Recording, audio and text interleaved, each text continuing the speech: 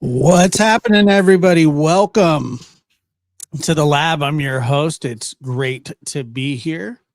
We have a fantastic guest for the second night in a row, a member of the Cold Case Foundation. And obviously one of my favorites, if not my favorite guest that we have on this show.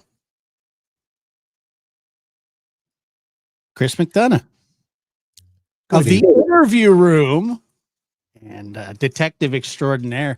By the way, 300 homicide investigations, over 90% solvability rate, which is unheard of, by the way. I mean, especially in today's day and age, it's a phenomenal, it's just a phenomenal case rate that you have solved, and I would imagine a lot of that's just from working hard on cases.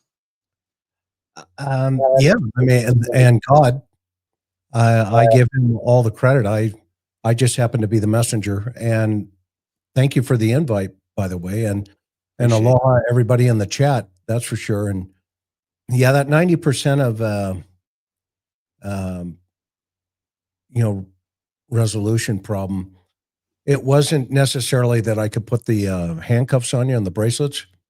It just means that I knew and you knew and they knew. And so, modern technology today is actually depositing folks that I worked on years ago that we didn't have DNA. Remember, that DNA stuff came in later on. We had AB blood type, fingerprints, shoe prints, and the ability to talk to people.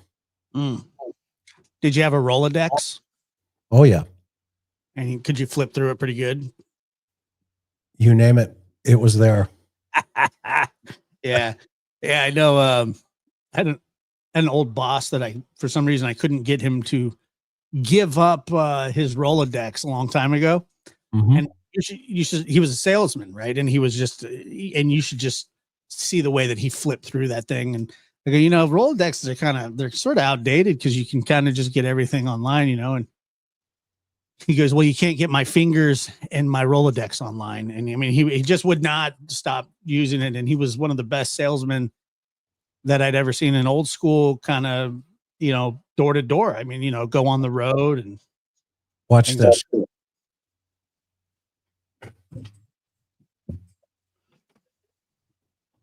I always wonder what he's doing.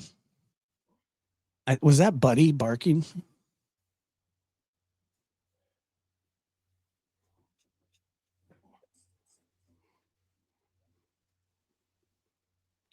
Just a few business cards.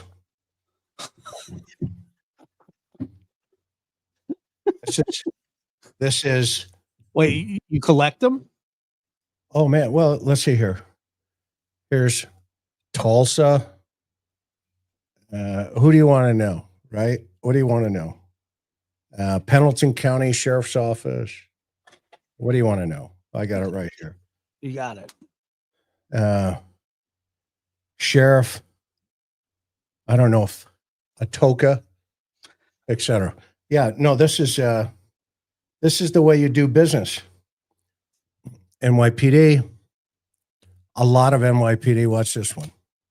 I think these are all a lot of them.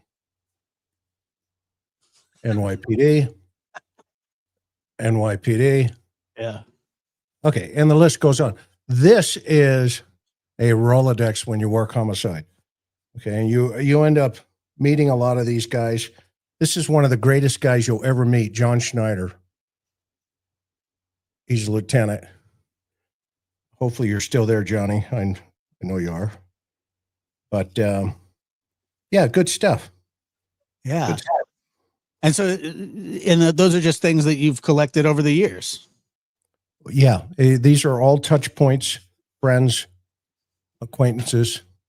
When I always knew you were type A, but like I mean, you're pretty buttoned up, man. Because like people have given me their business cards before, and I usually just try to draw like Bart Simpson on the back of them or something, and then throw them away. Right. I was really into trying to learn how to draw Bart because I saw sort of a thing on how to do it, and I could always do the eyes, but after that, it got kind of squirrely. But yeah, but you got to have, right? Because I'm, in the Cold Case Foundation, you've got to, you've got to know where you're headed. I mean, here's a deputy chief in NYPD. I want to cover his phone number up.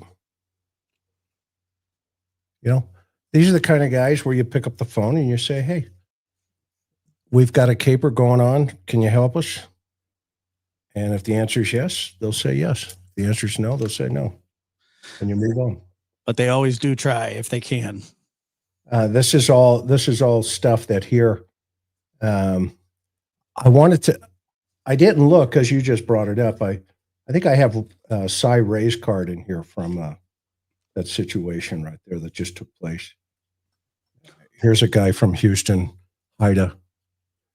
And the list goes on. Anyway, enough of my Rolodex, but this is just a few boxes, and I still keep them.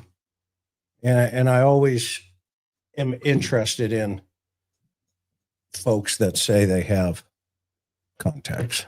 Well, no, that's. So we just. Watch him. Otis, lay down.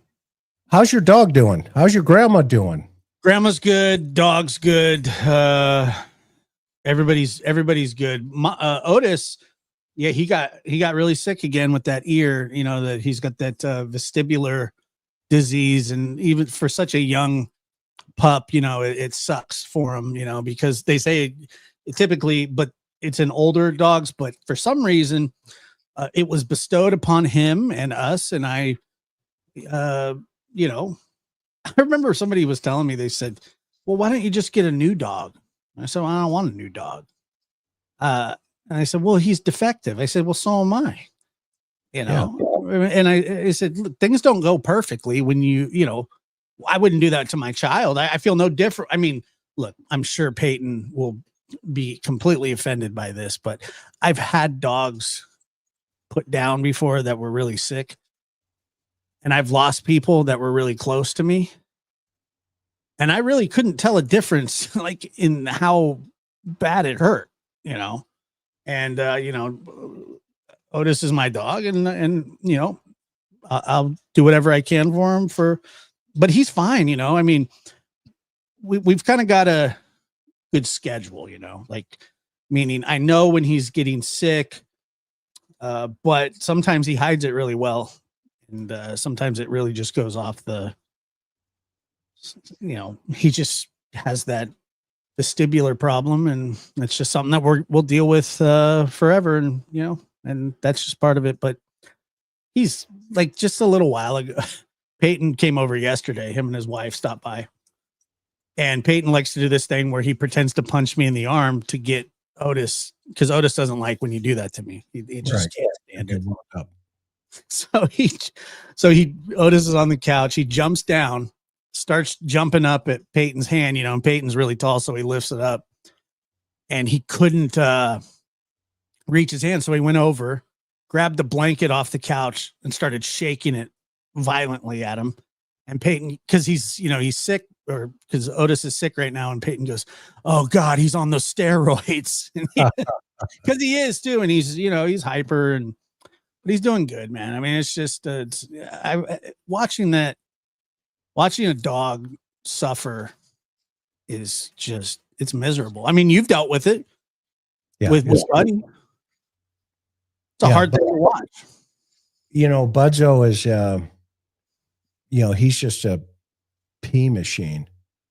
And, doesn't he? Well, we've got puppy pads down. He's doing because of his heart. Yeah. It gets fluid around his heart.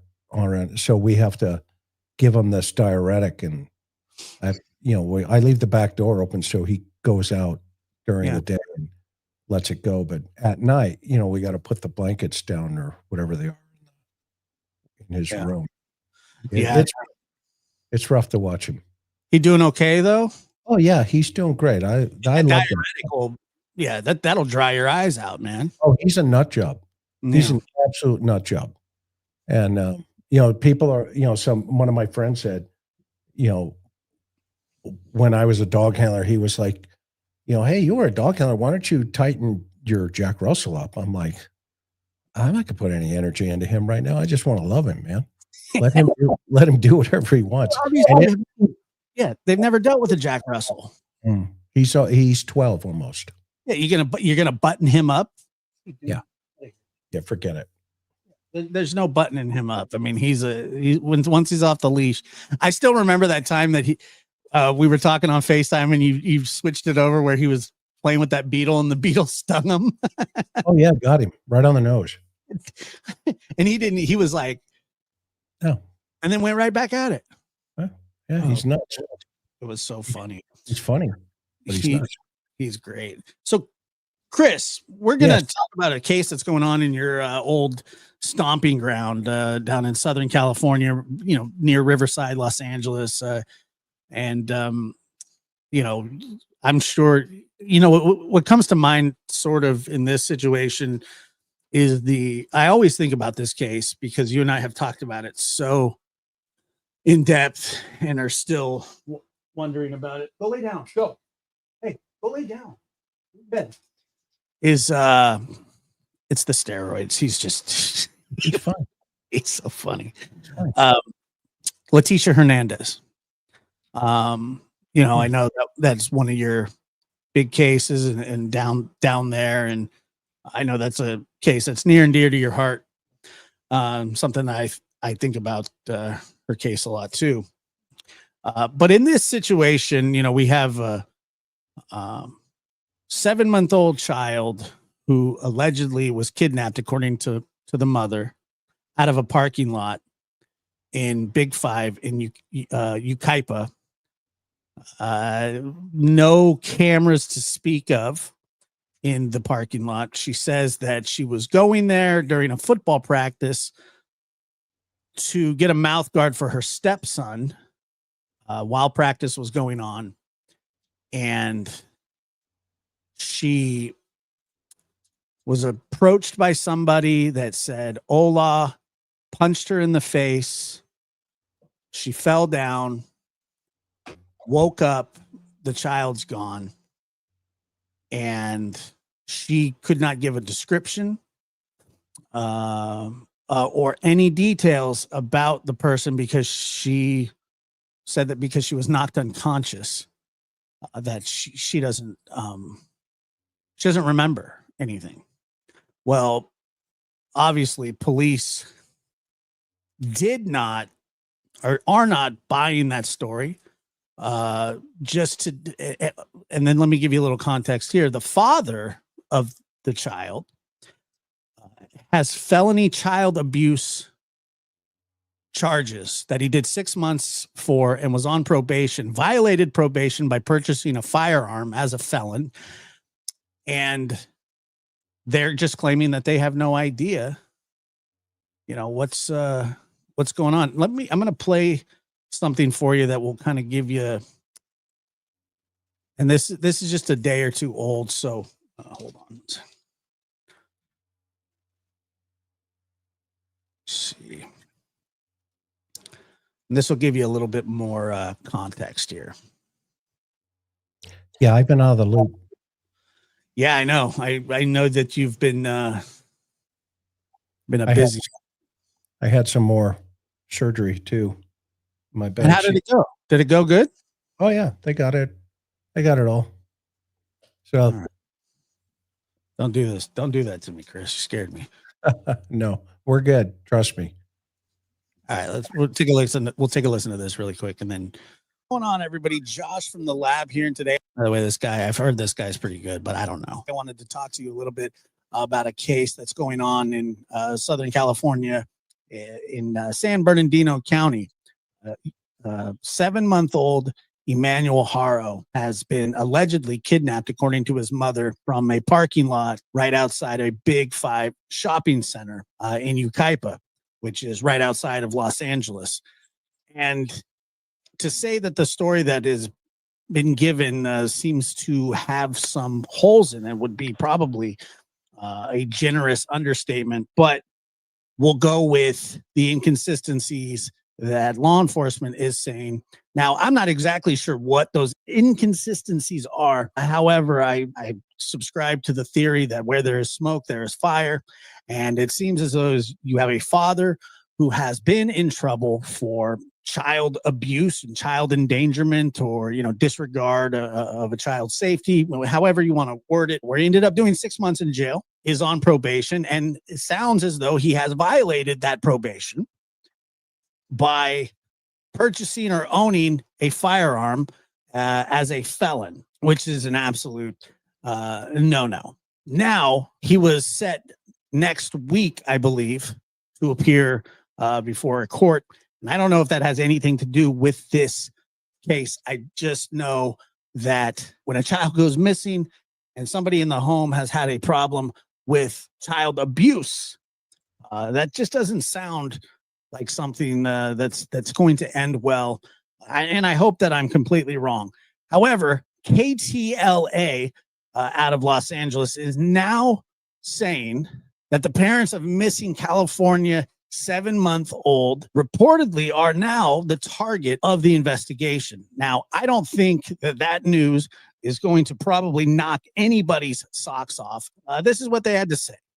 The parents of 7-month-old Emmanuel Haro, who claimed the child was kidnapped last week, are now reportedly the focus of the missing persons investigation, in which unsettling new details continue to emerge. Rebecca Haro initially claimed that her little boy, Emmanuel Haro, was kidnapped from the parking lot of a Big Five sporting goods store on August 14th in Yucaipa after a stranger who she claims she didn't see knocked her unconscious while she was changing the baby in the car, leaving her with a black eye. Now, Chris, this is allegedly the day after she was knocked out. And a lot of people don't, excuse me, don't believe the bruise is two of them. And they don't look fresh to me. But an Amber Alert was never issued because there was no suspect or vehicle descriptions. And deputies from both the San Bernardino and Riverside County Sheriff's Department launched an extensive search, deploying helicopters and K9 units, though ultimately neither the child nor a suspect were located. Detectives with the San Bernardino Sheriff's Department Specialized Investigations Division interviewed multiple people, including Rebecca and her husband, Jake Haro. And when confronted with inconsistencies in her story, investigators said she declined to continue talking. When authorities asked her to take a lie detector, her husband reportedly refused the request until a lawyer was present. How often? Look, typically they want to get the parents ruled out as fast as possible, and pretty standard operating procedure to ask them to take a polygraph, correct? Yeah, I mean, it could be. Yep. Yeah, I mean, it's not like, hey, we're accusing you. We just, we need to know which way this investigation's going. And obviously nothing, you can't use it in court. Everybody knows that, but it's a tool that officers use. I'm not really sure exactly what a lawyer would do for them other than to tell them, if you're guilty, don't take a lie detector. But him being present would not change the results of said polygraph test. While investigators what's that? Did they take a poly? No. Being tight-lipped about the investigation, the child's grandmother, who insists the parents are innocent, and who could blame her? However, this man has a history, told KTLA that deputies have searched the couple's residence with cadaver dogs, and it was later learned that officials removed the Haro's 2-year-old child from their custody while the investigation is pending. So Child Protective Services came in, took a 2-year-old out of the home. Sort of the Summer Wells story, it's they don't just do that unless they feel that the child's in danger. Correct. That is typically what's that? No, I mean, in order to throw an Amber Alert out, got to have a suspect potential. You got to have a car, something to that effect. Yeah. Go ahead. Not standard practice for a child that has been kidnapped by a stranger. There have since been new revelations, including possible video of Rebecca with bruised black eye as early as August 3rd, and a claim that no one saw Emmanuel at the nearby park where the family gathered the day of the alleged kidnapping, and Haro's felony conviction for willful child cruelty. The conviction stems from a 2018 arrest in Hemet while Jack was married to another woman. Jake. Whatever. Vanessa Avina. On October 13, 2018, Haro and Avina's 10-week-old daughter was admitted to Hemet Valley Hospital. Doctors reported to police that the little girl had an acute fractured rib, 6 ribs with healing fractures, a skull fracture, brain hemorrhage, swelling of the neck, and fractured leg bone that was healing. 10-week-old baby. 10 weeks old. 6 months in jail, this guy did. I mean, what are we doing here? Quote, the combination of the... What's that? Welcome to California. I mean, it's just... it'll just... It gives you just a sick feeling. I mean, I don't know how... I don't know how this man was even walking the streets. Above findings in a pre-mobile infant in the absence of plausible history of significant trauma to explain the injuries is indicative of child abuse, head trauma, child physical abuse, and nutrition neglect. The officer wrote in an affidavit for a warrant obtained by the register. Reportedly blamed the baby's injuries on his wife. Both were arrested and pleaded guilty to the charge in 2023. As the search for Emmanuel continues, investigators are now saying they have not ruled out foul play and were again seen the Haro's property Monday. And the Uvalde Foundation for Kids, which had initially put up a $5,000 reward for the information leading to the recovery of the 7-month-old, pulled the reward less than a day after announcing the offer, citing concerns over inconsistencies in Haro's story. And in the meantime, Rebecca and Jake, who initially made just pause it real there, Chris. So the foundation that helps find children and offered a $5,000 reward the day after pulled their support. I would think at the request of law enforcement, I'm sure that they dealt with law enforcement on this because it's very rare that they would do something like that. But they're saying, look, and to this day, and I was reading about this today, they're also saying that, hey, if you guys will help, if you show us any sort of cooperation whatsoever, we will help you. But they have failed to do any of that. What do we know about the drift of the right eye here on this baby? Other than what the father said, that he was cross-eyed, that I believe he was born without complications. But I get it. I think sort of the same thing. But they haven't really said yet. Okay, that's public. Please go ahead. I mean, that could be an indication of abuse.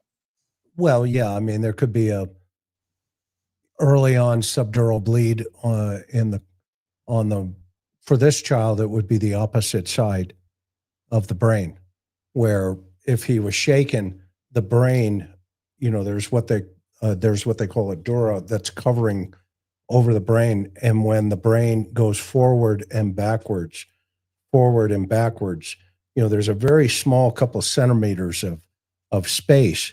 And when the child's brain is impacting like that, it can cause, a significant injury such as this. The only case I ever lost in my career was a shaking baby case. And the jury believed that the father was burping the baby. That's my nemesis. And I'm hoping to see that baby one day and tell him I'm sorry. But this little guy, there's major trauma going on here. This isn't that's immediately something that just fell off a turnip truck. Yeah, that's what I immediately thought too. And by the way, you're not saying that just as a casual. You have investigated these. You've been called out. You're muted. I don't think we heard you. I didn't hear you. Can you hear me now? Nope. Anybody hear him?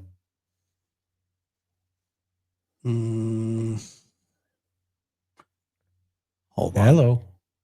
Can't hear me? I'm not getting you. They can. Not that I don't want you. Somebody can hear. Hold on. Oh, yes. Any better? I hear Josh. Maybe it's me. Hang on, let me step out here for a minute because I'm not hearing you. All right. I'll be right back. No problem.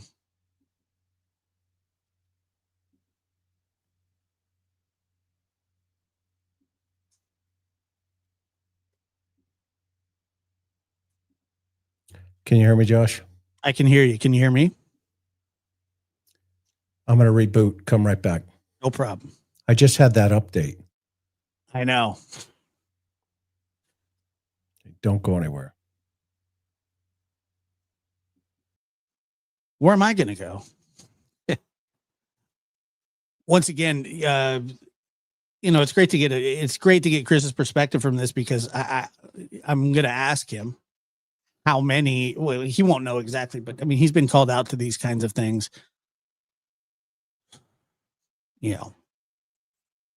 Dozens and dozens and dozens of times. And it's just first time I saw the photo of the baby. All right, let's see. Okay. Can you hear it? Gotcha. All right, yeah. So it's just a little glitch. Okay, so what I was gonna say is you don't say what you're saying as a casual person because you've been called out to many of these situations. I mean, you worked Vice for years. You were a detective, and you've seen this stuff, correct? Yeah. Yeah, probably in droves, unfortunately. For their son's safe return, have removed their phone numbers from the missing persons flyers and were no longer answering their phones and have retained lawyers. It's unclear which law firm is representing the couple and whether there has been dialogue with investigators. So you just listen to those injuries that a child who cannot move on their own has. Certainly the child didn't get those just by rolling around on the ground. And it's a pretty disgusting report. How he was even allowed around children is beyond me. And I hope that that's something, a law that is certainly looked at, if not immediately changed, because there's no reason for this man to have been in custody of any children or be around any children. If this was a sexual crime, he most certainly would not be. But there is more than one way to harm a child, and either way is not appropriate for him to be in contact or custody of a child. This situation probably is only going to get worse. I would imagine that at some point, investigators will issue arrest warrants, maybe not for the ultimate crime yet, but usually what happens is they pull them in on something else if they have something to pull them in on. And I'm sure that it would be something that they're working towards. But hopefully this situation just turns out to be one big misunderstanding. I don't know how that could be at this point, and that baby Emmanuel, 7-month old, is alive and well, and that is all that we can hope for at this point until we get more information.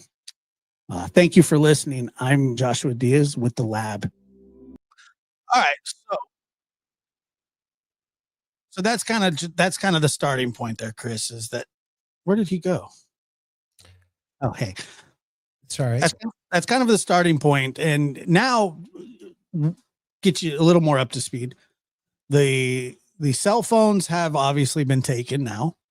The father's car or truck or whatever has been seized and impounded for forensic testing. A house across the street yesterday was set on fire from their house. By who, I don't know if anybody knows yet. But he was getting ready to go back to jail, it sounds like, because he did violate his probation by purchasing or being in possession of a firearm. And he was supposed to stand in front of a judge, I believe, this coming week or next week. Right now, he's got bigger fish to fry, but it sounds as though, you know, the entire situation is just really bad, that they're not cooperating with law enforcement, according to law enforcement. But now they have lawyers. They have a lawyer, and the lawyer, I believe, is the same one that represents him in his other legal matters, and is saying that, yeah, he is cooperating. They are cooperating. They've done everything. We'll come down tomorrow if that's what they want us to do. But still no word yet that is happening. But so far, that, you know, the sheriff's department saying no, they are absolutely not cooperating. I have one more quick video to play for you, and then we would all love to hear your take.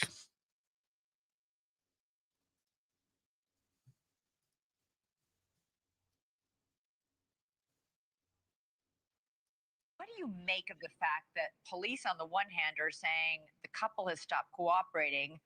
The father's lawyer, on the other hand, says, we're doing everything they asked us to do. In fact, we'll come down tomorrow for questioning if you want us to. How can you have two such diametric opposites? Yeah, well, I'd like to hear from the sheriff's office, what the nature of that lack of cooperation or non-cooperation is, given the lawyer statement that you just referenced. So I would like to hear from them to say what the father. You want to say something? No, it was Chacon. Has done that or hasn't done that they want him to do. Particularly in light of the lawyer saying he's ready and willing to come down. Now, the mother has refused to take a polygraph, like you said, without her lawyer present. Polygraphs are not given usually with lawyers present. It's a one-on-one type of thing with the polygrapher and the subject. So that's concerning. The father's attorney, I believe, may represent him in his prior conviction. He said, I believe he was out on parole, and he may have violated or is accused of violating some of his parole conditions. So, so there's a lot of complications in this, but that was a strong statement that nonprofit just gave, saying, come forward and you'll get all the support. Now, if they don't come forward, given that strong statement of support, you have to start to wonder. Well, it was a couched strong statement of support, Bobby. They said, okay, we'll give you the benefit of the doubt, after saying yesterday, sorry, we're out. You guys, this is a problem with the parents here. There are a lot of holes in their account. They're now saying, okay, we'll give you the benefit of the doubt if you come forward and start to participate in the search, if you come forward and give clear evidence that you're cooperating with police. Yeah, it's almost like a proffer agreement that a prosecutor's office would give to somebody under suspicion, like come in, and we used to call it a Queen for a Day letter, and just give us everything you know, and then we'll move forward with from there. That's kind of, you're right. I mean, it's kind of couched in those terms, but given the initial reticence of cooperation, or cooperation and a pullback and then cooperation again, they want to make sure that they don't have their nonprofit kind of, assisting a case where, the parents may be, at fault here. Yeah. Lauren, what do you make of this tip that came from Kern County, 3.5 hours away, that somebody may have spotted the baby. It's, first of all, it's very hard to spot a baby. They're usually being held by somebody. He's 7 months old. How seriously did the sheriff's department think there was anything to this?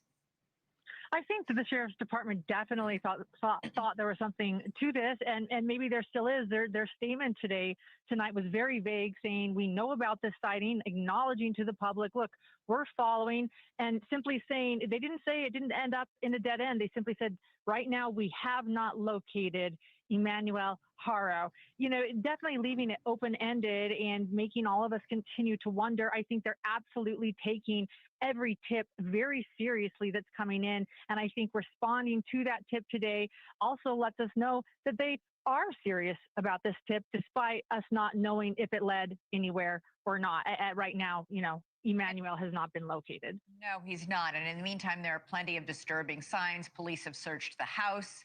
Police have confiscated the father's car. They've confiscated all electronic devices belonging to both parents, who apparently have supplied voluntarily the passwords to those devices.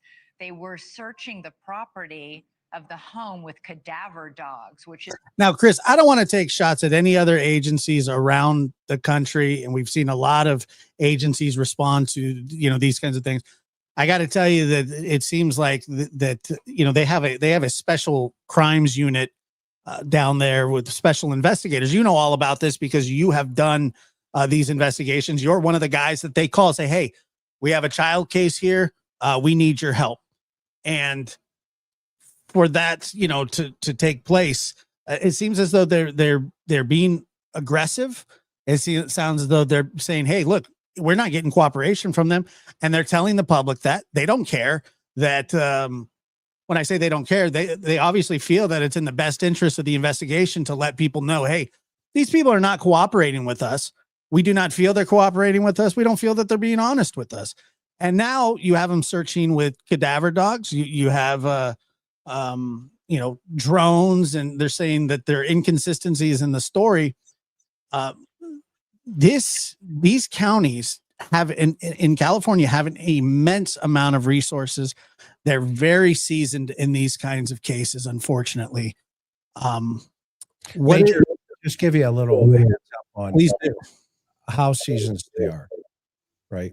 The major crimes unit at San Bernardino County, remember, they were the guys that investigated the terrorist that killed 13 people in the government building there. Yeah. Okay. In San Bernardino. Okay. So these guys are very skilled. They know what time it is. And they got a call out on this thing after patrol probably got there and said, look, you know, we've got a DLR here. Doesn't look right. We need major crimes up here. We got a 7-month-old baby disappeared in a parking lot at a Five, you know, whatever it is, Big Five grocery sporting goods store. Mom says the situation is, you know, hey, I came here for my son's football game, had to go get a mouth guard, yada yada. By the way, I need to change a baby's diaper. While I'm changing the baby's diaper, they're at the door. Next thing you know, it's somebody says, you know, hola, and then smacks her and she's out for the count. Baby's gone. Okay. All right.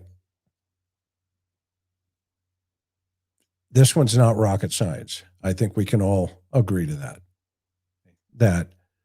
Okay, that's basically the fact pattern. Okay. So when these guys show up, that's essentially a debrief that I would have given. Just listen to what you just said. And that's exactly what I would have said in the circle.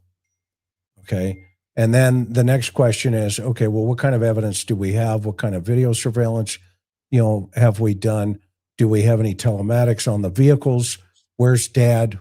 Give me dad's horsepower. I want to know all about dad. Okay. Because you have 3 hours. If this child is abducted, which at this point, I wouldn't lean that way because you're wasting a lot of time. Okay. And you only have 3 hours if the child hasn't been already killed. And now this is the cover story that you're trying to unpack and unwind. Okay. And so the first place you want to start, obviously, is with mom. And if you can do it with her there at the car and have her walk you through how this happened. Okay.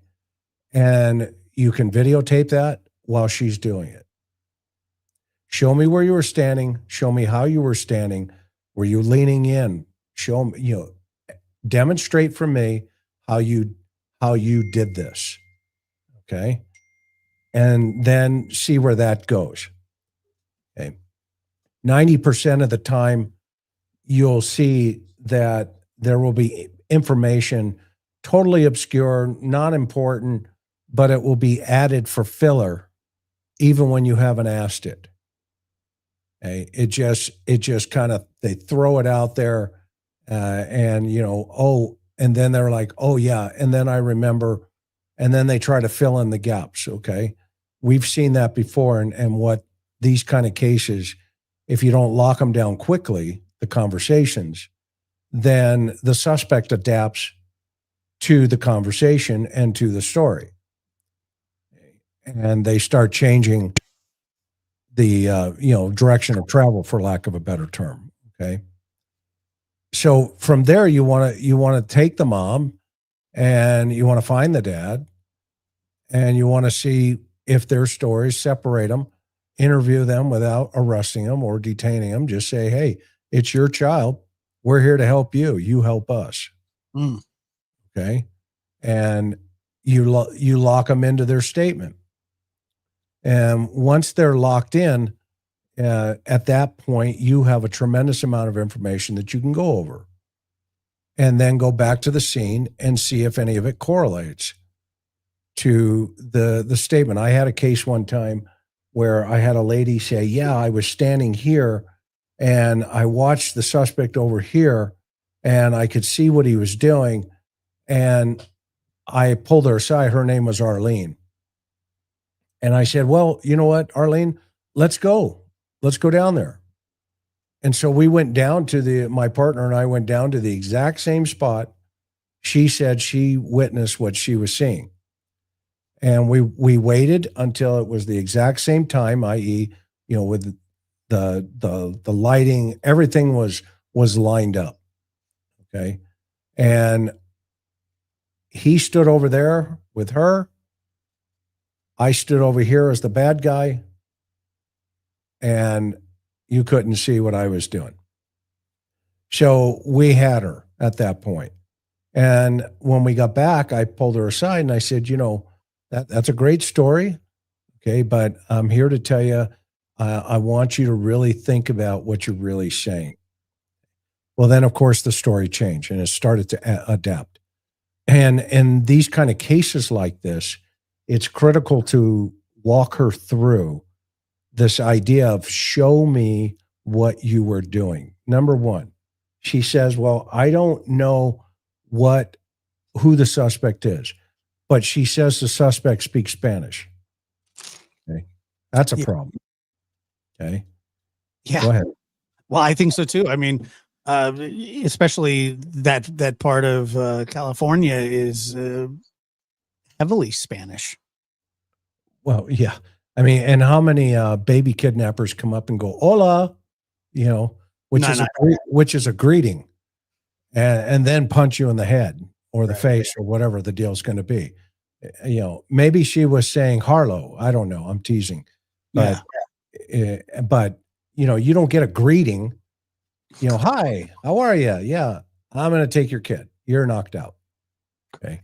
That one just doesn't fit. So then, of course, the next pieces of evidence you want to grab almost immediately outside of the digital evidence, the verbal evidence is the most important because, the digital evidence will start tying the case together, but you can't get any better than the suspect lying to you and or trying to cover their tracks. Because at that point, now okay, maybe the kid's never even been here. Maybe the child, let's just be honest, right? Summer disappeared out of the basement. Correct. Okay. Well, this kid disappeared out of the backseat of a car while the mother gets knocked out. In the middle of the day.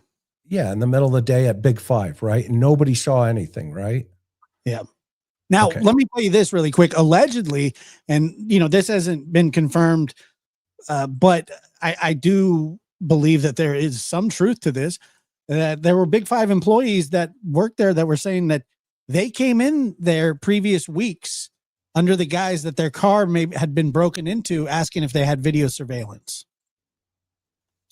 You mean the parents? Yeah. Now, if that's true, and I don't know that it's a fact, but if that's true, that is premeditation to the fullest extent. That's capital, murder type stuff. And to be honest with you, and I know that people aren't going to want to hear this, I would not be surprised if they're pulling grids for landfills right now. Yeah, I mean, typically with a child like this, I mean, you just don't, there's just 1,000 things that how you can dispose of the body, right? But that's why it's important to go into like the dad and to find him. My initial gut would tell me, okay, I don't want to focus on the dad right now for a couple of reasons. Number one, he's already been convicted of child abuse. Mm-hmm. Number two, okay, and that was going back to October of 21. I wrote it down when I saw it up on the piece of paper. And it's probably 273 something, which is abuse, right? So long story short, dad's already been convicted. I'd want to know more about that particular problem. So I would have somebody on the team go pull those reports, tell me everything about this guy. And then the second piece of the puzzle is now, oh, by the way, he's on probation or parole. Perfect. Okay, let's pit him. Okay, let's put him in a closed container so we know where he's at. Well, that makes it easier, correct? Because they don't have to get warrants. I mean, if he's on felony probation or parole or whatever it is, they can knock any time. They can do whatever they want. They can violate him. Just go before a judge, call his PO, and say, "Hey, your guy here is missing a 7-month-old kid. I need to do a parole or probation search as well, because he's probably a fourth waiver where he doesn't have fourth waiver rights. So that means, the popo can go to his front door and say, hi, we're here and we'd like to look at it. But in a situation like this, you can do that initially, but at the same time, you have to be careful, because if it is a homicide, then you don't want to be stepping into the homicide scene without a search warrant. Okay. Okay. But you can, because at this, maybe initially, they did a parole or probation search. Okay. We know they brought the dogs in. So they're thinking this kid's not alive. Correct. Right from the get-go. And now they're thinking, okay, if they're not alive, who were the last two people to see them? Or at least, at what time? So now you've got this story about, the football game and all this other stuff. So you want to send guys over there and say, hey, what do you know about, did you see the mom here? Was the kid even here? And you want to interview those people watching the football game. Okay. And kind of raise that up. See if there's any video over there. The ex-wife has said, and I'm sorry to interrupt you, I'm just trying to give you the facts. I know them. Okay. Wife has said that she didn't see the baby, nor did she see her ex-husband at the football practice. Who didn't? The ex-wife who was at the football practice. Oh, okay. Said that she didn't see the baby, nor did she see Jake, the father. Okay. So that narrows down your track. Okay. So now, you don't want to get tunnel vision over there. So you now want to move over here. And now a lot of things, what ends up happening is because you have to tell the public we have a missing child. And as soon as you have a missing child, then all of a sudden your phone lines are going to light up. You're going to get all the fruitcakes in the world start to show up. Hey, I saw the kid, in Walmart in the bathroom, and he was with, four other crazy people, none of them Hispanic. Okay. So you have to learn how to prioritize in relationship to doing that. One of the things we did, and we have done many times, but I'll just give you Leticia Hernandez's experience, okay, is we had 2 tracks going. We had one track chasing the real suspect, and we had one track chasing the phantom suspects. And she went around the country, and she was spotted many, many times going eastbound across the country on the interstates. And I was responsible for that secondary track. And that means all the psychics. There's Leticia right there. There, all of the, people that come out and say, yeah, she's behind, wherever. Okay. And you've got to do it. You've got to check the box and say, okay, I did it. Okay. But a lot of times you can sit down and you can read and you can go, well, it ain't there. And so I'm not going to spend a lot of energy going down that drain. And in a situation like this, you're going to listen to the parents very carefully, and you're going to see their emotional response. You're going to see what kind of, vibe is coming off of them, et cetera, et cetera. And then you're going to be able to go, okay, what do we have? We may have video. We've got the telematics on the car and the trucks, her car and the husband's car. We've got the cell phone data, but they're probably learning. This is an interesting phenomenon because every one of these missing kid cases now, you'll see the parents who the children just disappear lately. Okay. Yep. They have adapted their talk track to circumvent around law enforcement. Do you think they watch each other? Of course they do. Of course they do. I mean, I think so, 100%. I mean, we're learning every single day from other people. I mean, look, just ask yourself: do other YouTubers watch other YouTubers? Absolutely. Do they regurgitate it in their own voice, their own way? Absolutely. They're learning from each other. Such criminals do the same thing. Okay, I mean, there's a whole genre of criminals on YouTube. Think about that. Some of them have hundreds of thousands of followers. You don't think they're not teaching us and they're not learning? Guess what they do in prison? They learn from each other. Okay. And that's a reality check in today's world. It's a reality check. Okay. And so now you get this guy down here who's already been arrested and convicted for felony child abuse. And now he's a felon in possession of a handgun. Why do you need a handgun if you're a felon? Maybe he didn't take that class. Yeah. That's number one no. Well, where is that handgun? Do we know if they have it? I really don't know. I have no idea where it is. Well, they haven't. But we know he was arrested for felon in possession of a handgun. Correct. In that he was either, somebody said a trial September 5th or violation. It has to go in front of the judge. I think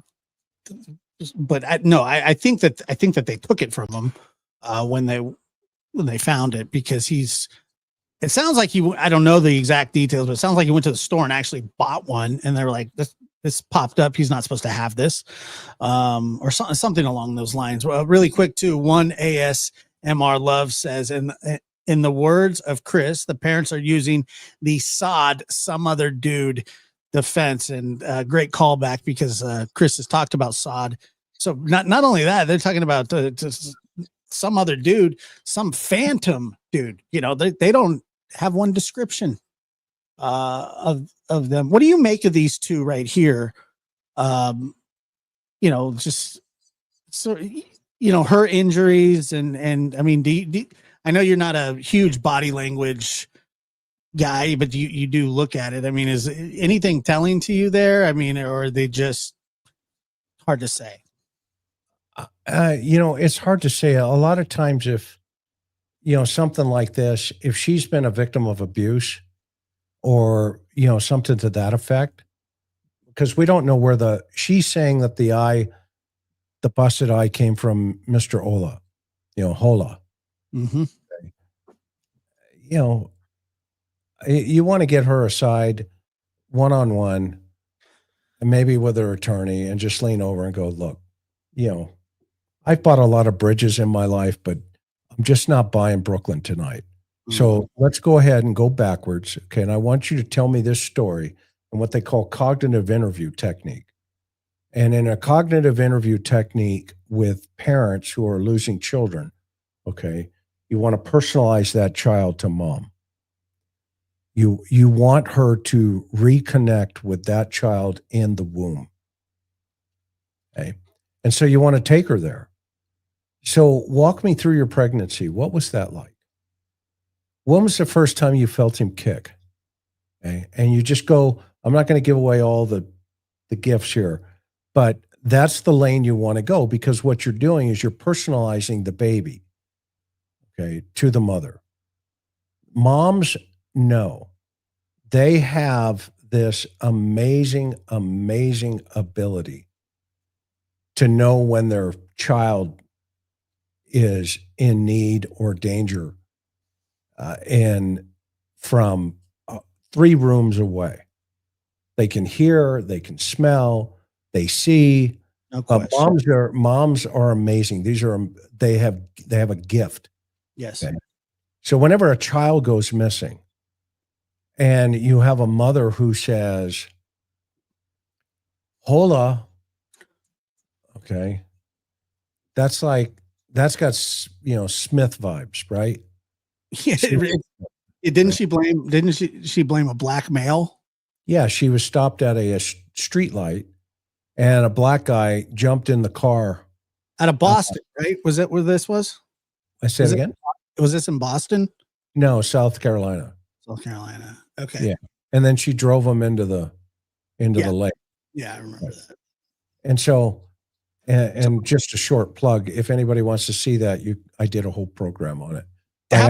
Have a long plug, Chris. I took everybody to the lake if you want to see what Susan did. I've never even seen. But anyway, and now you've got to say, okay, she's changing a diaper because she could smell that the kid needed a diaper change. Correct. Well, where's that crappy diaper? The suspect take it with him? Where is there poop in the car when the suspect reached in, grabbed the kid? At what phase was she at changing that diaper? Are there baby wipes nearby? And if none of that exists when the cops get there, okay, i.e. there's a baby wipe out, you want to ask her, so what is your habit when you change your baby's diaper? Okay. What do you do when you set the baby up? Do you put a blanket underneath them? Do you lay the baby on top? Do you set your cleaning supplies off to the side? Where do you put the fresh diaper? It's a habit that moms have. And they go through this, man, and they can run, a mom can tell you in 32 seconds, oh yeah, in fact, try changing a baby's diaper as a father, and the mother will say you're doing it wrong. Okay. So these are the kind of things where you want to go down that lane with her.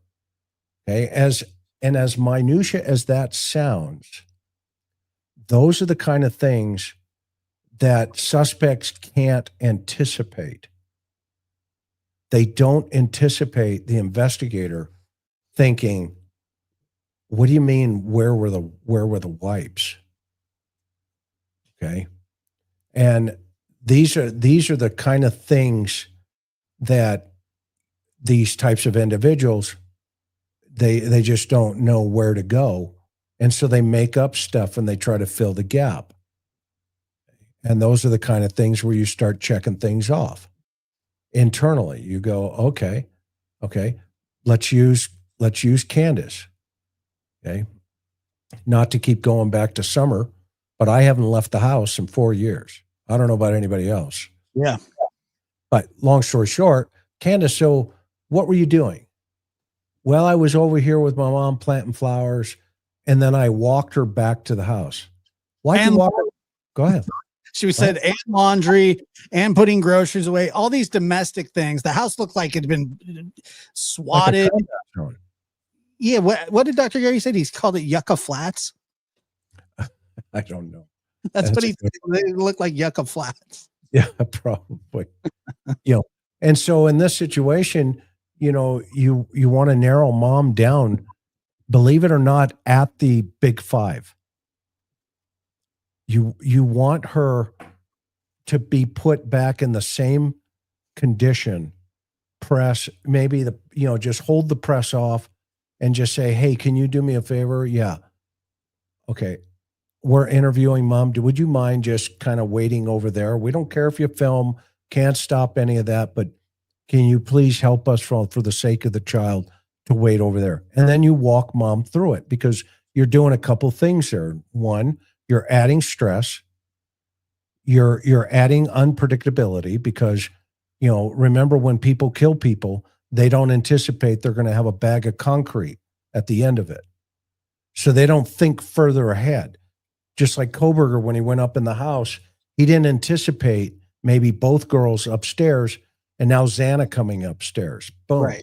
He went from an organized to a disorganized offender. Okay. And it's the same thing here. So when you walk mom through it again, it won't surprise me, okay, if they're not doing that in an interview room somewhere. To say exactly, okay, well, show me how you change a diaper. That's what I would do. Exactly how would you do it? Okay, do you have a diaper bag? Yeah. Tell me what's in your diaper bag. Let's walk me through it. Help me understand. Okay. Remember with Brandon Wilson, I said, okay, Brandon, I'm going to be the kid. Show me how you did it. Okay. And he stood up and, boom. So That guy. I'll never forget watching that. Well, I mean, he stands up. The rest is history. It's the same thing with all murder suspects, potentially. I'm not saying she's a murder suspect yet. Okay. What I'm saying, if that pressure is there and you qualify that pressure, and once they give you the story, now you can go back and qualify it with, well, help me understand. You said you were over here, but this is not kind of lining up. Did I misunderstand you? Don't accuse her. You're the mistake. You're the problem. Okay. Did I miss something when we were talking? Well, blah, blah, blah. I say, okay, you know what? Let's do this. Let me play it back for you. Click. Oh, you did say it. I'm sorry. What did you mean? Were you mistaken? And now all of a sudden they're doing the curly shuffle. Okay. Right? The Three Stooges, and they're going backwards like, oh crap. Okay. And with that guy, the husband, he's going to be a much more difficult play. So leave him alone for a little while. Get her to roll and then twist her into him, because he's already a felon. And he may be the main guy. I don't know yet. But work her because it's her baby, and personalize the child again. And if the child's deceased, you won't hear comments like, I'm going to meet her in the, in resurrection. Let me play for you. Listen to what the parents said initially. By the way, they're not talking anymore, and they've also taken their, as I said in that video, they've also taken their numbers off the flyers and are not answering their phones anymore. So, I mean, why your kid's missing? I.e., where he's at. An update now on a developing story. The grandmother of a 7-month-old boy reportedly kidnapped, making a desperate plea for his return. The boy's family says he was taken from a store in Yucaipa after his mother was allegedly attacked. KKL News reporter Nicole Comstock is live in Yucaipa talking to the child's heartbroken loved ones. Nicole? Well, Pat, this story has so many people here in town so worried about what happened to this little boy, including his own grandmother. Now, tonight she told me that her daughter tried for years and years to have this little boy, that she loves him very much and has always been very cautious with him. So she thinks investigators are wasting time questioning her. If you have my grandson, please give it to his mom. She's going crazy. Please have mercy on her. Mary Boyce-Housen is worried sick about her grandson, 7-month-old Emmanuel Haro.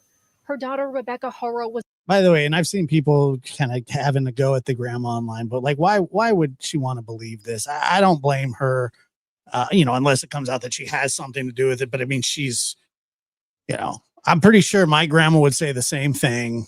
And most people's grandmas would, The last Well, person. but let's stop there for a second. Sure. Okay. I think we've lost our minds sometimes. This is just my opinion. Okay. So this is a grandmother pleading for the child to go back to the husband who just beat the crap out of another child. Something's wrong here in River City. Okay. And that's the problem here. This is child abuse is generational. And you get enablers within that generation. Sure. That stand there. And you of anybody know because you have lived it. Okay. And your father is paying the price for what he did to your mother. But there is generational behavior there. Somebody says, oh, he's just drunk tonight. He won't do it tomorrow night. Okay. And everybody moves on. Mm-hmm. That's how I'm looking at the grandmother. Sure. I've seen not 1,000, but I've seen a lot of these situations, domestic problems, etc. Okay. And, now all of a sudden it's like, please bring her back or bring the child back to my daughter. Okay. Why? So he can get abused again? Mm-hmm. By the guy there, who is now a Catholic priest in this particular video. Okay. That guy beat children. And when he goes to the joint, they're going to know it. Okay. Just like Brian Koberger's complaining that he's going to be sexually assaulted. Well, here's a call coming in, Brian. You're going to lose your virginity. It's just a little while coming. Okay. So, so I don't enable these guys. I just don't play that game. Okay. So I'm already 50-50 on grandma. So Person to see her infant son Thursday evening at this Big 5 parking lot in Yucaipa before calling 911 and reporting that he was kidnapped. Please don't hurt him and protect him and just bring him back to his parents that love him. So that's the black eye that she got the day before, allegedly. the what? That black eye, she said, is what happened the day before. She got knocked out unconscious in Big 5. Emmanuel's It's parents a were supposed black guy now? No, the black eye, not black guy. Oh, the black eye. The black eye. to Okay. embark Mexican guy. calling 911 and reporting that he was kidnapped. Please don't hurt him and protect him and just bring him back to his parents that love him. Emmanuel's parents were supposed to embark on a search for their son tonight along with concerned community members, but didn't. Mary says that's because they were called into the sheriff's department again tonight for several more hours of questioning about Emmanuel's disappearance. They kept questioning them and they're losing time, like they're not going to hurt that baby. Earlier today, Rebecca and her husband Jake spoke with us. I could see her defending her, but I don't know how you could defend him. Well, And she how- said there. Yeah, they're Yeah, not hurt their point. baby. Well, he already has hurt his baby before. They said they were at nearby 7th Street Park for their older son's football game yesterday. And Rebecca took baby Emmanuel with her to Big 5 to purchase a mouth guard. She said after she parked near the front of the store, a kidnapper appeared and hit her in the head. I took him out of the car seat and I laid him on the chair. And I had his diapers right here. She laid him And on the someone chair. said, "Hola." Yeah, Go back. the chair or the car seat. Kidnapper appeared and football game yesterday. They're not going to hurt that baby. Earlier So today, Rebecca and her what side is the car seat on? Do we know? I'm Anybody not. know? I'm not sure, to be honest. Okay. husband Jake spoke with us. They said they were at nearby 7th Street Park for their older son's football game yesterday. And Rebecca took baby Emmanuel with her to Big Five to purchase a mouth guard. She said after she parked near the front of the store, a kidnapper appeared and hit her in the head. I took him out of the car seat and I laid him on the chair. And I had Chair. I guess she's meaning the seat, but I don't know. his diapers right here. Somebody said back driver's side. Okay. And then someone said, hola. And I couldn't even turn, and I was just, I don't remember nothing. She in her eye, in her face, yeah. That's what she says. That she said that when they hit her, she just so white. Who's they? She fallen. She can't remember nothing. She in her eye, in her face, yeah. That's what she says. That she said that when they hit her, she just so Hey, I don't know who they is. white. She fallen. She can't remember nothing. The San Bernardino County How Sheriff's convenient. Department When they hit her, she can't remember anything. Amnesia. Go like- figure. Like Look at the little girl. If you know, a picture's worth 1,000 words. She's looking at the camera like, "Are you guys buying this?" I know. Look at that face. Yep. says they're working. She fallen. She can't remember nothing. The San Bernardino County Sheriff's Department says they're working around the clock to find Emmanuel and bring him home. And authorities couldn't issue an Amber Alert because they need at least a suspect and vehicle description to do that. Details Rebecca couldn't provide them. There appear to be no security cameras in this parking lot.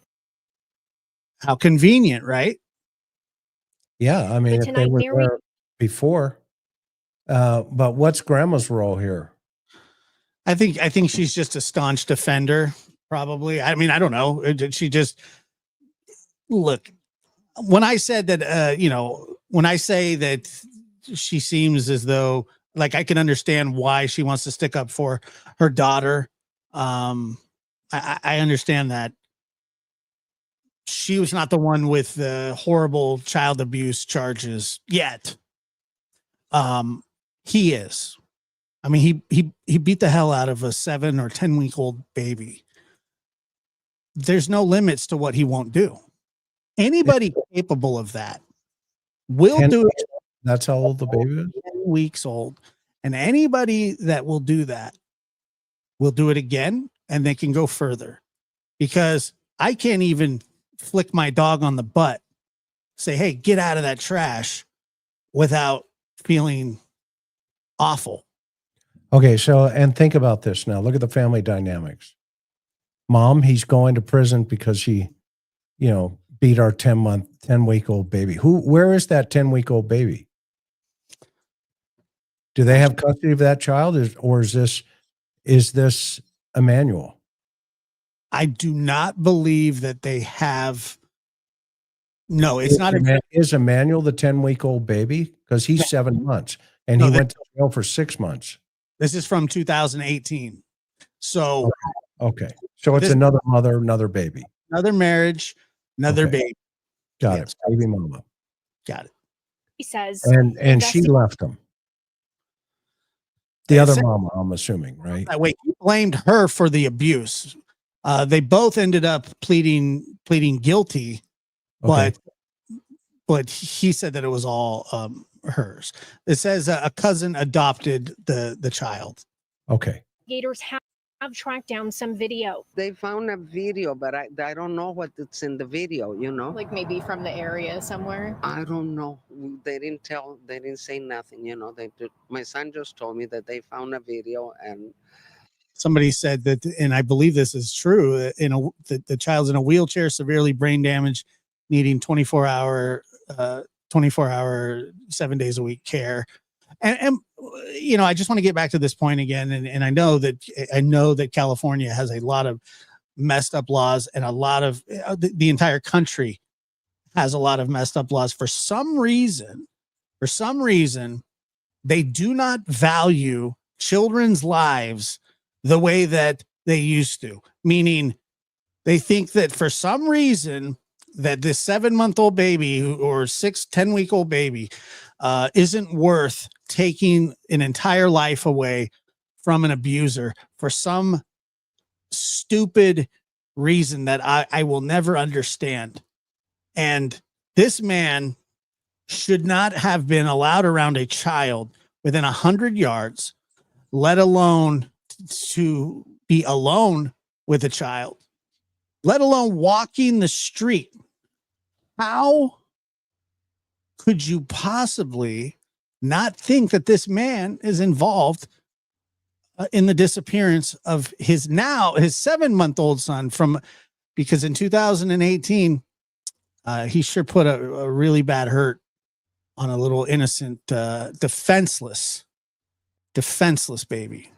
But he had to take Becky home because she's just going crazy. You know, she can't handle it anymore. And sheriff's investigators searched this whole area right away yesterday with scent tracking dogs. Some neighbors also tell us they've seen deputies looking at nearby ponds. Now, if you have any information about where this little boy is, you can contact the San Bernardino County Sheriff's Department.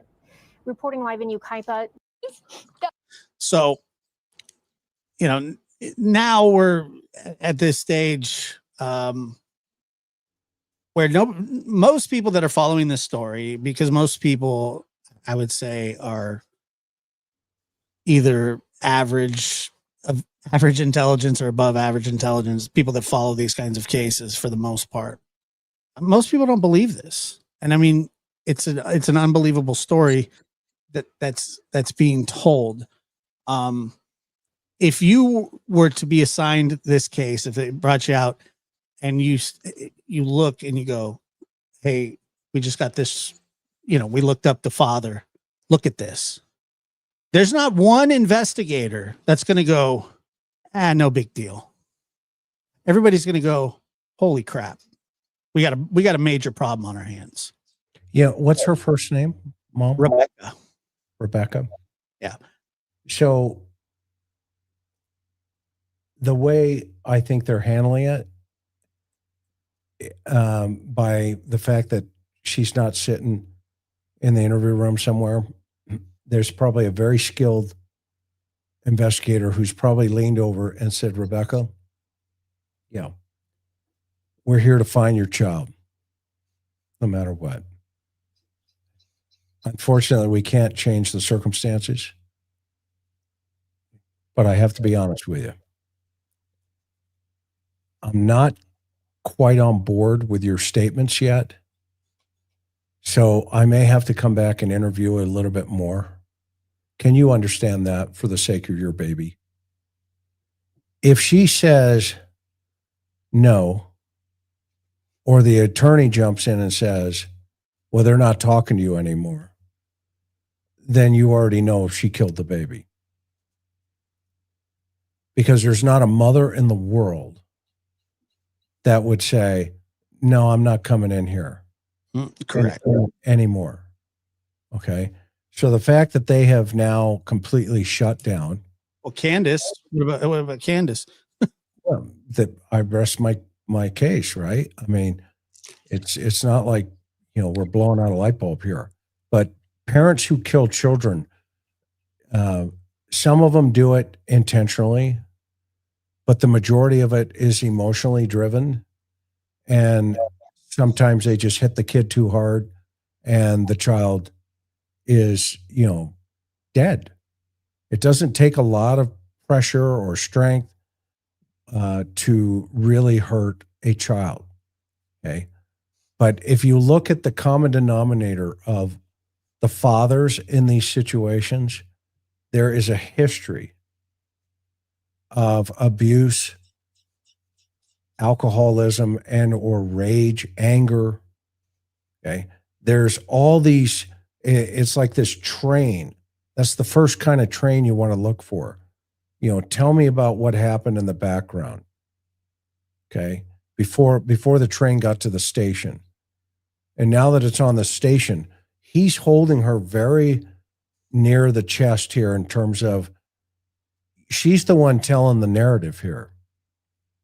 And all the breathing and all that stuff, all signs of deception. Okay. The way she's clenching her teeth, to get the breath in, to, just those are delay tactics to think. I got to think. I'm thinking.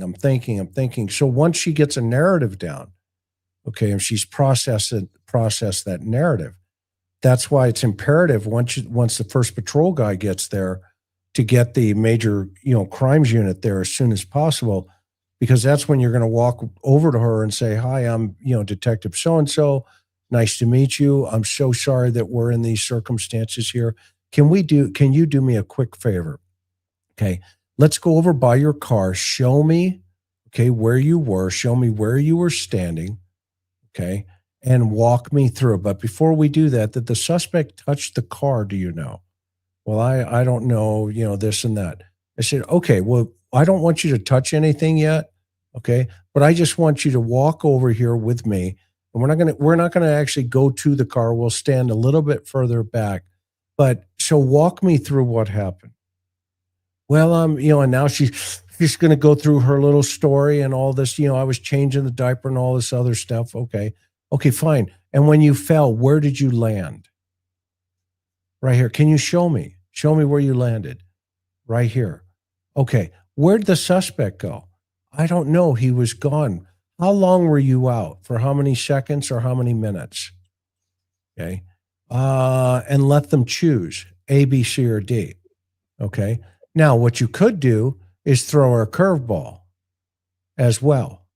Okay. "Did you see the car that went by?" That's a fib. If she says yes, she's lying already, because no car ever went by there. You planted that seed to see if she was going to lie. Okay. I mean, I've had cases where people are saying, "Yeah, I was at the movie theater." And then I would interject, "Well, then you probably saw the guy that had the heart attack when the paramedics got there." And now they're in a quandary. If they say no, then they're going to think, I think they're lying. But if they say yes, I already know they're lying.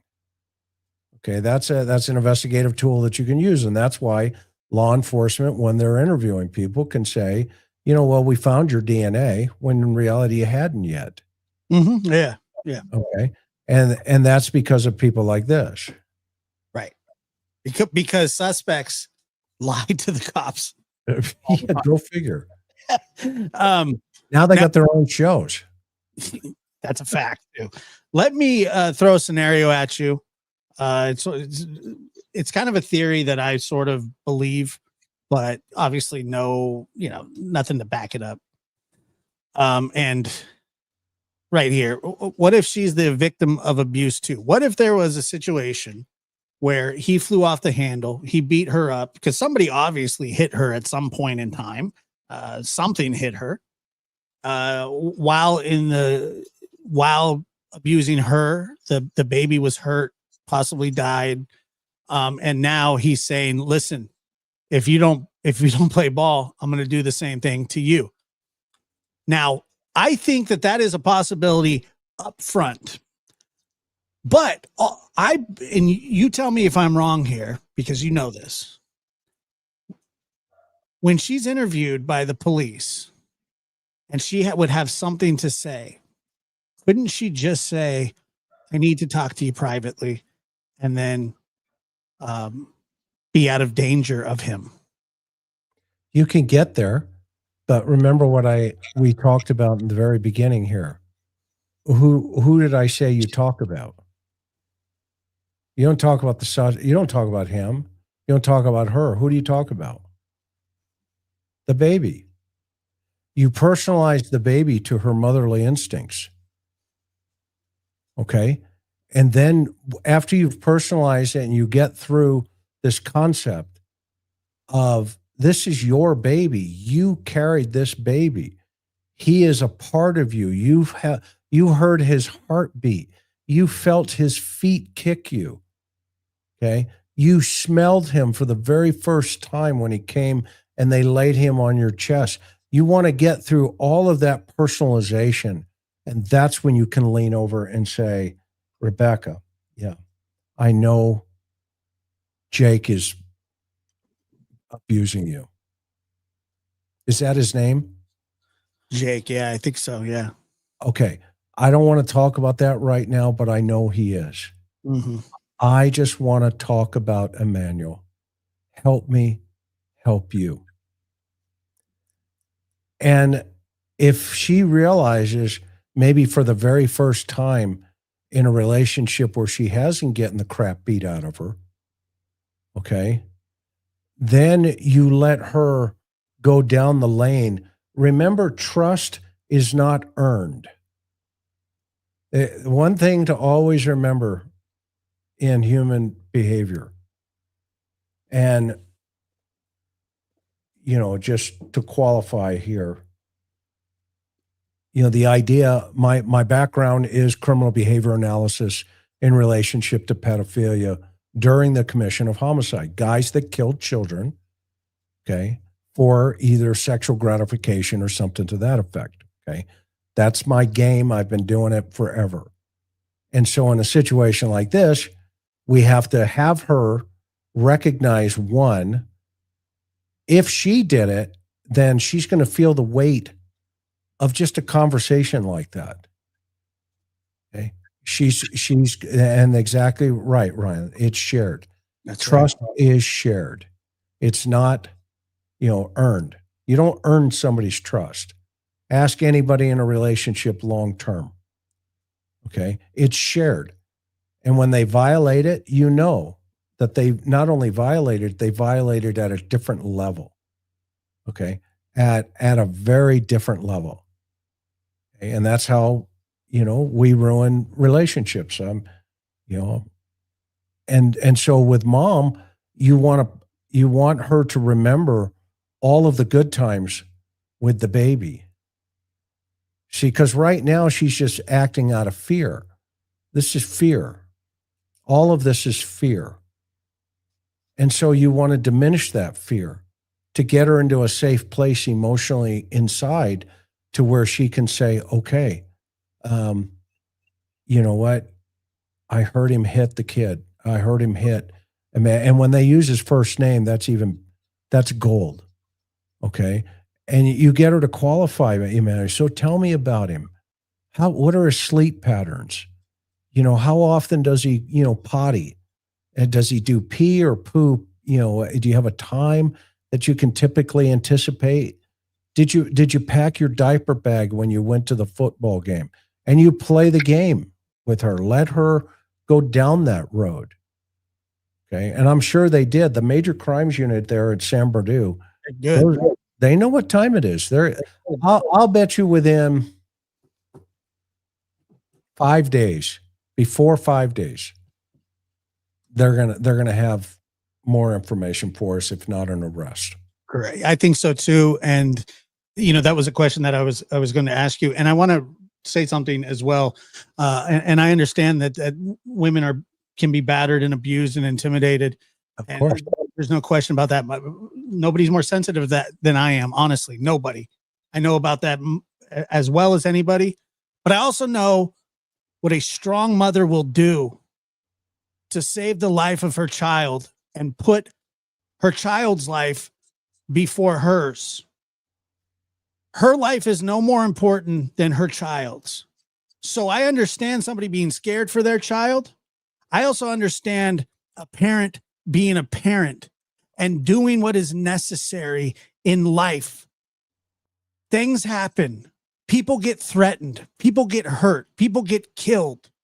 It's all a part of life. But she has a responsibility to her child and to herself as a mother to say, you know what? This guy's an asshole and he did something to my baby. I'm not going to allow this. I'm going to tell the truth. Why is her life more important than his? It's not. And as sensitive as I am to it, I also know what mothers are capable of, what great feats a mother will go to protect her child. You don't think if a child was sitting out in the middle of the road and a bus was coming right towards it, towards the child, that the mother wouldn't run out there, fling the baby out of the way, and get hit by the bus? Well, is she scared of it? Of course. It's called life. People get scared, but you have to do what you're supposed to do. And she needs to do that as well, if that's the circumstance. Now, once again, I don't say that from some blind standpoint. My mother protected me and my sister, made sure that we were hidden well enough to not be harmed. I don't know if we were going to be or not, but she was, and she put herself in front of 3 children, my cousin included. And she paid the ultimate price. So I don't want to hear that now that the police are involved. Oh, police protect. I don't care who you think the police protect. I care about who she's going to protect. And if she's not going to protect her child, she's no better than him in this circumstance. Sorry, Chris. You have every right to feel that way and to preach. And I think what's going to happen right now is mom and dad are, I just read a comment there that they're home. He's mapping out his next move. He's got his own defense attorney. He can't represent her. Obviously, she's not in custody for anything. She's under suspicion. Okay. And, they've pulled back a lot of resources and they're focusing now. And what they're doing is they're waiting. They're waiting for some of the information to come back on the data. Okay. Sometimes that takes a little more time. They're going to keep talking somehow, try to connect through other family members, ex-wives, etc. I mean, ex-wives are brutal. I mean, I can't tell you how many crimes I've solved by going to the ex-wife and saying, at the time you didn't want to talk, but where are you at now? Okay. And that next thing you know, they start dumping out, patterns of life on these individuals. So, and by the way, don't ever apologize because your mother is a hero and you're sitting here today because of your mom. Okay. And I, that's one of the things that I admire about you. I love you as a friend, and all of what you've gone through. I mean, you are the product of trauma and abuse, not physically, but mentally, emotionally, through your lifetime to where you are today. And look at the results of you.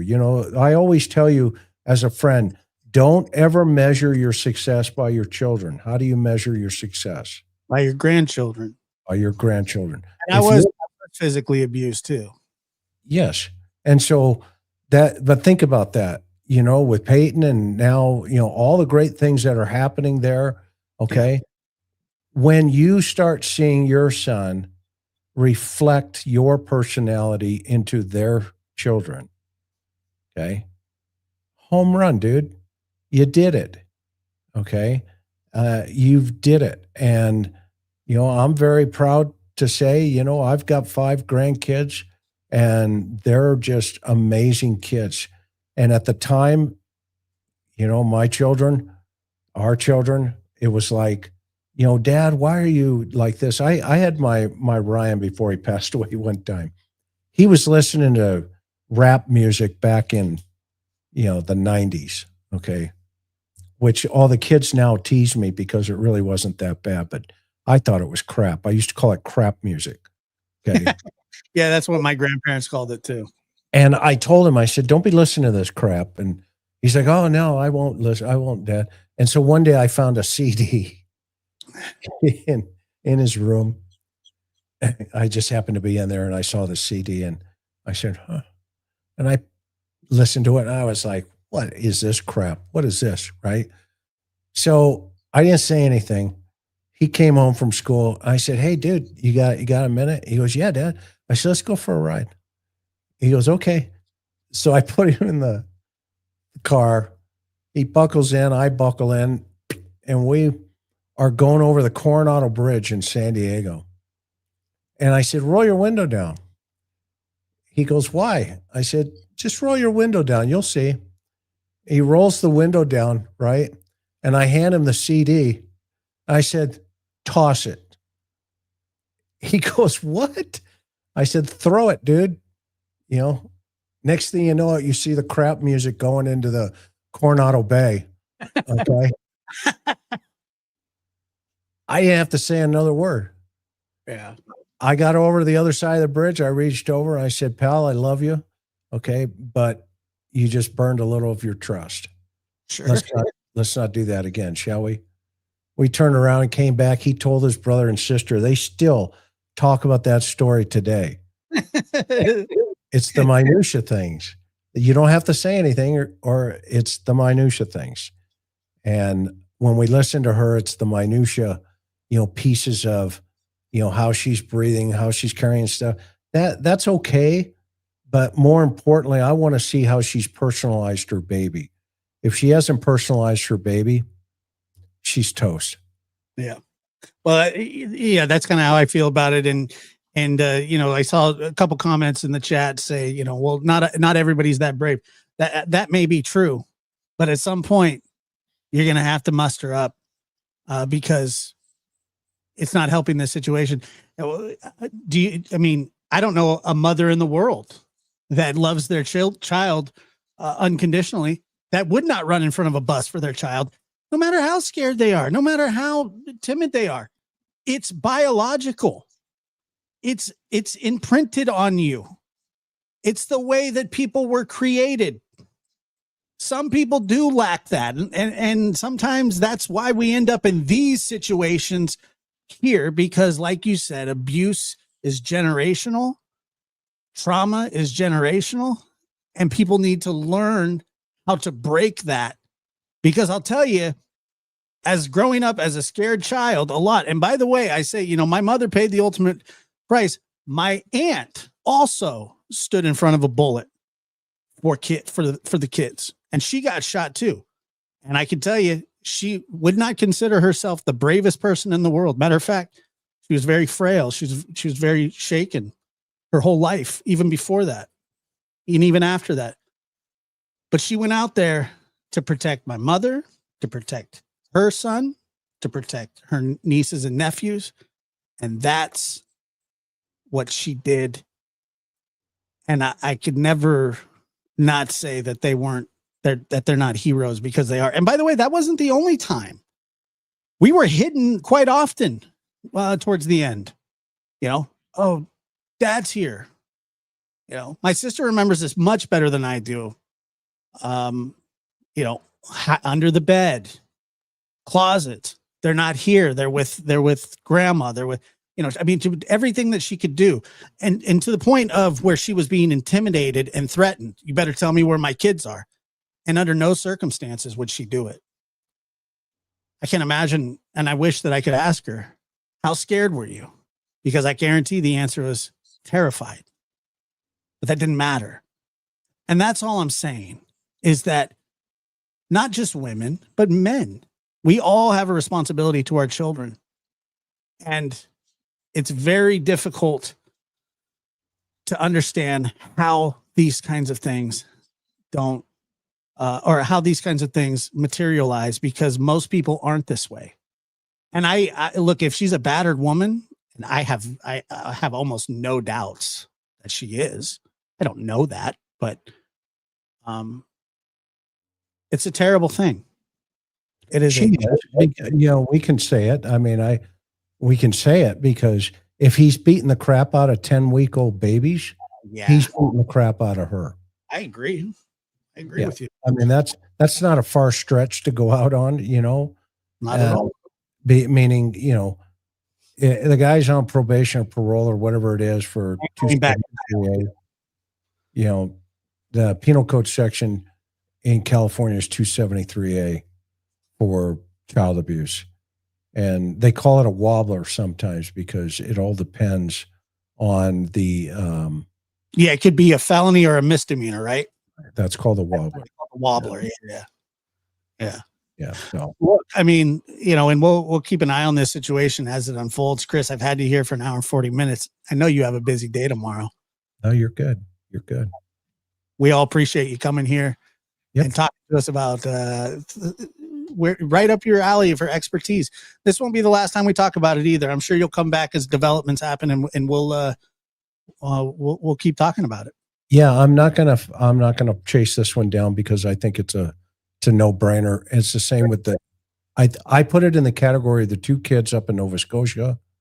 Remember we talked about that, and I said don't leave the house yet. And lo and behold, they haven't, and they're digging that problem right there. Same with Sebastian, don't leave the house. Same with Summer, don't leave the house. Film at 11 for lack of a better term. What do all those cases have in common with the child's disappearance? They have an aggressive father. That, and they just disappeared, and the mother, like in the that too. They have an aggressive father or aggressive man in the household. That's correct. Yeah, women don't wake up and say, "Today I'm going to kill my children." There are some, very rare, but yeah. Susan Smith was an exception to the rule. Okay, but it's usually you're going to do what I tell you to do or else. Okay, and they fear the or else, and that's what we're seeing here. That's what she's fearing, the problem. And if she did do something, then he is going to keep her in the box because that reflects on him already under the microscope of the system, the law enforcement authorities. And grandma's just going to enable them. It's like you can't make this stuff up, but everybody sees a pattern, and social media has really taught the world what these patterns look like. And it just keeps. Jacqueline and Giselle, remember the West Boys? Remember that kid? Yeah, exactly. Trezell was not a nice guy, and right here, I wanted to read this really fast. That cousin has 3 of Jake's children. Manuel's 2-year-old sister is also with the cousin now. So he's got a bunch of kids. Most of them aren't with him, shockingly, and thank God. And I can't even imagine what everybody else, the people that have his children are thinking right now. They're probably going, it's only a matter of time.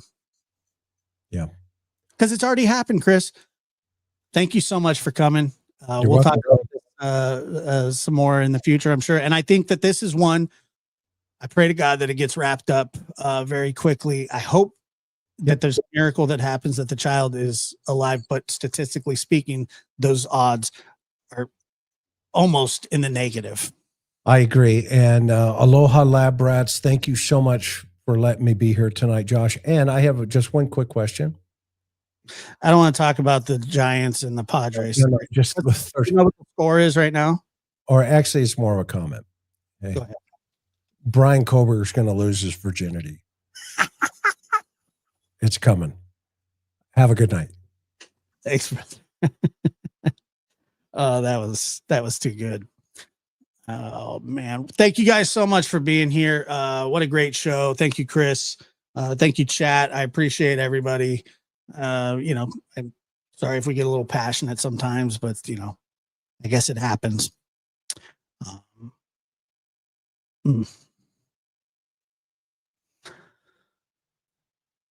Keep that child in your thoughts and prayers. And if you don't believe in prayers, then thoughts, because positive energy goes a long way. And hopefully be with the investigators as well, because